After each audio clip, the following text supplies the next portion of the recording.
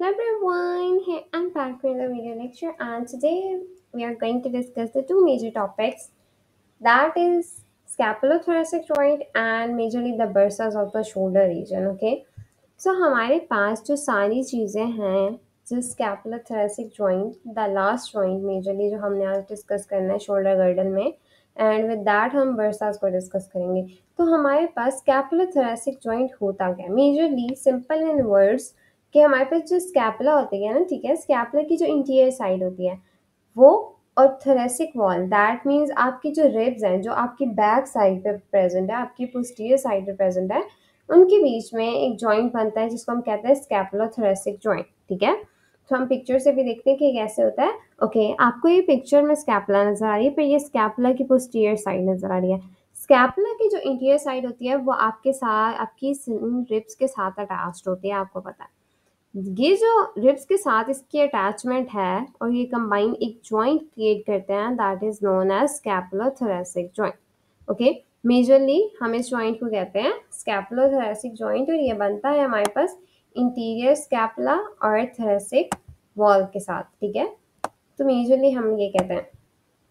अब क्या होता है कि ये हम ये नहीं कहते कि ट्रू एनाटॉमिकल जॉइंट है बट फंक्शनल है। ठीक है, फंक्शंस इसके क्या होते हैं कि जॉइंट की तरह होते हैं due to muscle and bone interaction. So हम इसको ट्रू नहीं कहते कि ये प्रॉपर एनाटॉमिकल जॉइंट है but it is also considered as a joint. Okay, scapular muscles की टू मेजर रोल्स हैं। ठीक है, एक stabilization, second one was the movement facilitation.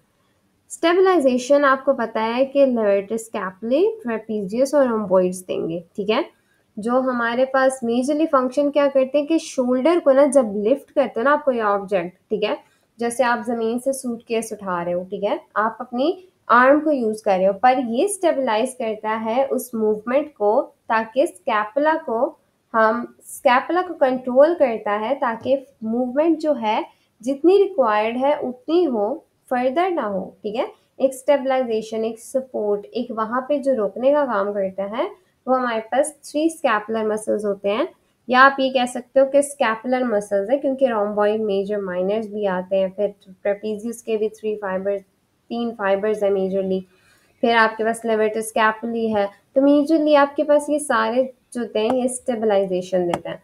At the same time हमारे पास फैसिलिटेशन का मतलब ये होता है कि जब हम कोई मूवमेंट परफॉर्म करते हैं तो उसको फर्दर और मूवमेंट परफॉर्म करने के लिए फैसिलिटेट या हेल्प करने के लिए आता है। ठीक है, असिस्ट करने के लिए।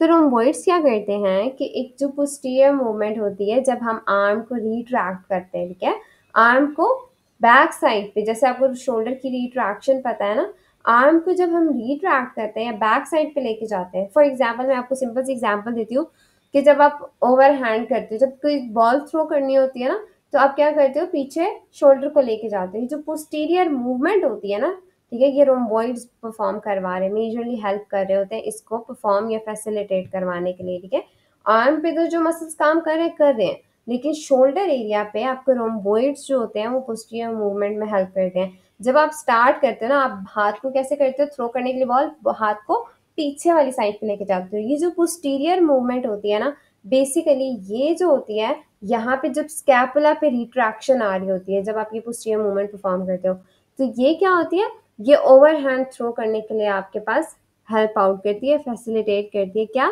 फैसिलिटेशन के लिए मसल्स कौन से मेजरली यूज करें, रोम्बोइड्स। ठीक है, अब अगर आपके पास टेंशन आ जाती है रोम्बोइड्स में, ठीक है, तो ये टेंशन रिलीज करता है during forward motion of the arm. ठीक है, एक जो टेंशन जो हेल्प आउट करने के लिए रोम्बोइड्स काम कर रहा है, तो रोम्बोइड इटसेल्फ जो है वो टेंस हो गया, या आप कहते हो कि वो अपना फंक्शन परफॉर्म करने के लिए कॉन्ट्रैक्ट हुआ है। अब जब आप दोबारा से आर्म को आगे की तरफ थ्रो करने के लिए बॉल को फेंकते हो, फॉरवर्ड मोशन परफॉर्म करते हो, तो ऑटोमेटिकली रोम्बोइड्स रिलीज हो जाते हैं।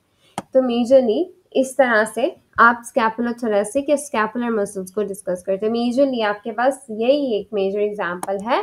इसके साथ जैसे सूटकेस लिफ्ट करने की आपको मैंने एग्जांपल दे दी, इसमें मेजरली मसल्स मैंने आपको बता दिया, लेवेटर स्कैपुले और आपके पास ट्रेपीजियस और रोम्बोइड्स काम करते हैं। ठीक है, इंटायर मूवमेंट, ठीक है, मेजरली आपके पास जैसे मैंने आपको कहा कि किस तरह से मूवमेंट हो रही है।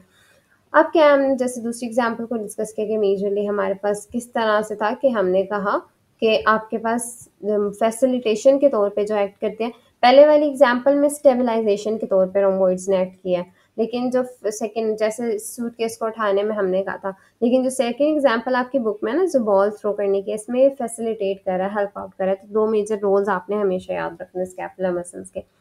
कौन से 2 रोल्स हैं? Stabilization and facilitation. Okay, majorly this is all. अब सेकंड हमारे पास जो आज का टॉपिक था वो था बर्सास, ठीक है, majorly bursas of the shoulder region. Bursas majorly ना मेन काम बर्सास का है ये कि स्मॉल होते हैं, ठीक है, फाइब्रस सैक टाइप होते हैं जिनमें साइनोवियल फ्लूइड फिल्ड होता है, ठीक है। अब जिसमें भी साइनोवियल फ्लूइड फिल्ड है, मेजरली आपका माइंड ट्रिगर करता है कि आपको यहाँ पे फ्रिक्शन रिड्यूस करते हैं। मेजरली बर्सास का काम भी यही होता है, ठीक है। बर्सास का काम भी क्या है? फ्रिक्शन को रिड्यूस करना होता है टिश्यूज के बीच में, ठीक है। हम बर्सास को, अब हम बोन टू बोन जब हम करते हैं तो हम डिस्कस करते हैं कि कार्टिलेज होती है या साइनोवियल फ्लूइड इटसेल्फ जो होता है उस एरिया में प्रेजेंट है।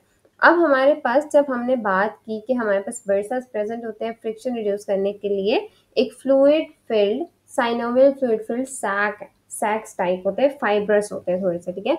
और ये के किसके बीच में होते हैं? Between the tissues. ओके, अभी हम डिस्कस करेंगे कैसे। मेजरली आपके पास 3 मेजर बर्सास होते हैं, ठीक है।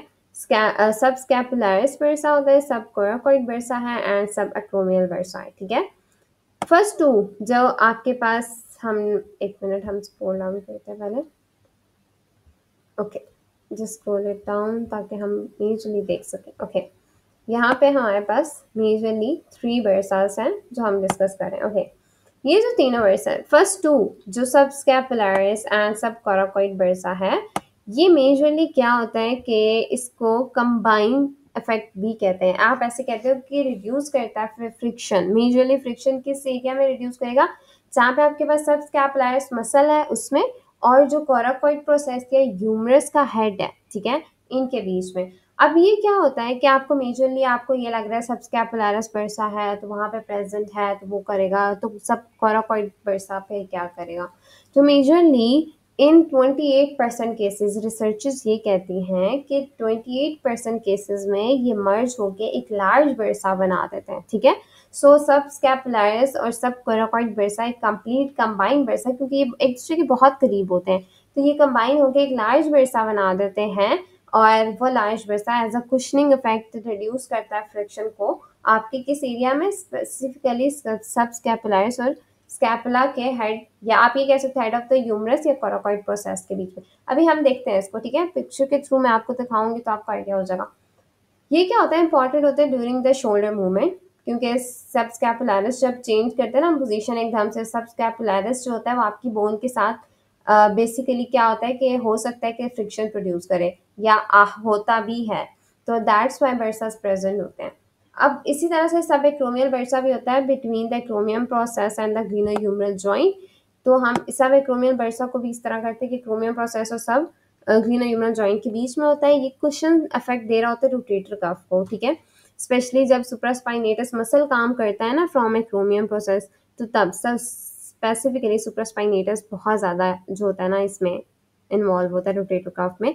सब एक्रोमियम बर्सा सबसे ज़्यादा जो है सुप्रास्पाइनेटस को जो होता है ना एक फ्रिक्शन रिड्यूस करने में हेल्प आउट कर रहा होता है, ठीक है, ताकि यहाँ पे ये किसी भी बोन के साथ अटैच ना हो, क्योंकि एक्रोमियम प्रोसेस के बहुत करीब है।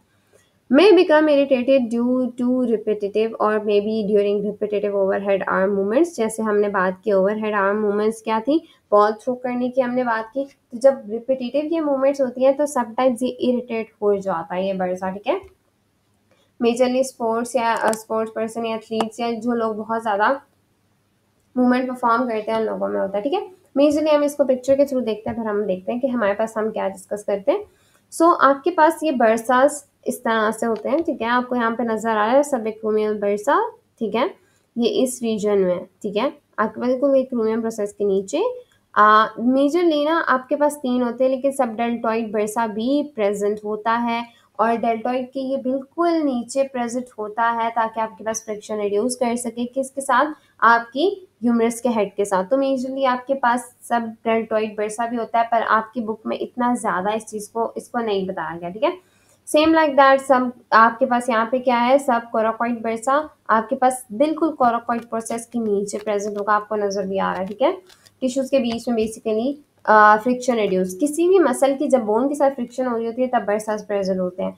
तो वहाँ पे जब हमने कोई भी मसल आपको मेजरली जब आपको लगता है कि हाँ ये एरिया है जहाँ पे आपको फ्रिक्शन होती है, तो वहाँ पे आपको पता होगा कि बर्सास प्रेजेंट होते हैं, ठीक है, to basically preserve that. Okay okay, majorly subscapularis bursa जो होता है ना, ठीक है, सब स्कैपुलैरिस टेंडन के बिल्कुल पास होता है, ठीक है। अब आपके पास सब स्कैपुलैरिस टेंडन आपको नजर आ रहा है ये, ठीक है। तो सब स्कैपुलैरिस टेंडन के बिल्कुल नीचे जो है इसके साथ होता है ताकि आप रिड्यूस कर सको उसको। लेकिन सब एक्रोमियम बर्सा और सब स्कैपुलैरिस बर्सा जैसे हमने अभी बात की इस पिक्चर में इसलिए लाजमी दिखाया हुआ क्योंकि ये कंबाइन कंप्लीट एक वर्सा भी प्रेजेंट होता है कंबाइन बन के। तो दैट मीन्स के मेजरली हो सकता है कि पेशेंट्स में कंबाइन हो या कुछ में अलग होता है, तो ये मेजर एक कॉज हो सकती है। सब डेल्टॉइड वर्सा भी प्रेजेंट है मेजरली, जैसे हमने कहते हैं डेल्टॉइड मसल आपके पास किस एरिया में प्रेजेंट है वहां पे, और आपके पास ह्यूमरस के हेड के बीच में फ्रिक्शन रिड्यूस करने के लिए प्रेजेंट होता है, ठीक है। सो आपकी बुक में नहीं प्रेजेंट क्योंकि हम ज़्यादातर बुक से रिलेटेड करते हैं, दैट्स वाई मैंने इतनी ज़्यादा डिटेल नहीं बताई, पर अगर पिक्चर में आ गया है तो हम इसको डिस्कस करते हैं क्योंकि मेजरली आपके पास मसल्स बर्सास वहाँ पे उन सारे एरियाज में प्रेजेंट होते हैं जहाँ पे आपको कुशनिंग इफेक्ट देना है या रिड्यूस करनी है friction between the layers of collagenous tissues, okay, majorly. So thanks for watching. अगर कोई चीज़ समझ नहीं है तो आप कमेंट सेक्शन में पूछ सकते हो, and this is all for today and see you next time. Bye bye. In the next lecture हम फिर movements of the shoulder complex discuss करेंगे. Bye bye.